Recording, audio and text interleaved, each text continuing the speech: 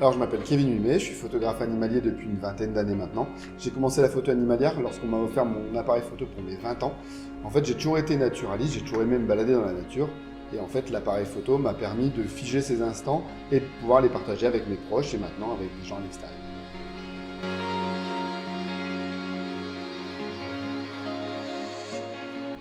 Alors en fait, je photographie les phoques, phoques gris et veaux-marins sur la côte d'Opale depuis les débuts, en fait, depuis 20 ans maintenant. C'est un animal que je trouve attachant, c'est un animal qui est spécifique à nos côtes. Au final, en France, on le trouve très peu, à part sur la côte d'Opale et un petit peu en Bretagne. Et donc voilà, je me suis un petit peu attaché à cet animal et j'ai voulu le suivre par le biais de la photographie animalière.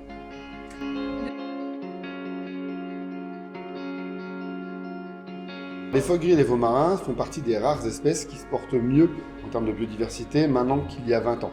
En fait, c'est une espèce qui est désormais protégée et grâce à cette protection, elle recolonise finalement les zones qu'elle a toujours occupées par le passé. Et donc c'est une espèce qui était vraiment très rare il y a 20 ans, on en voyait quelques-uns de temps en temps, et qui est maintenant très présente.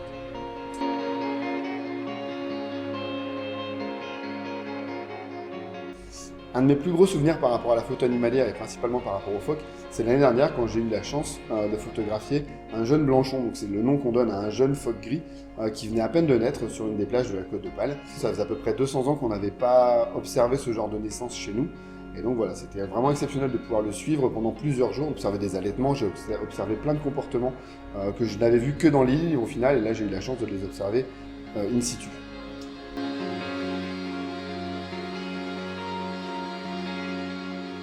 Alors, en photo animalière, mon rêve ultime, ça serait de photographier les orques. Alors soit au-dessus de l'eau, soit en dessous de l'eau, les deux pourraient me plaire. Pour ça, je suis déjà allé une fois dans les îles Shetland pour essayer de les croiser, mais je les ai loupés à chaque fois à quelques heures près. Et donc je vais essayer d'y retourner pour photographier les orques. Voilà, j'aime bien les phoques, mais j'aime bien aussi leur prédateur qui est l'orque.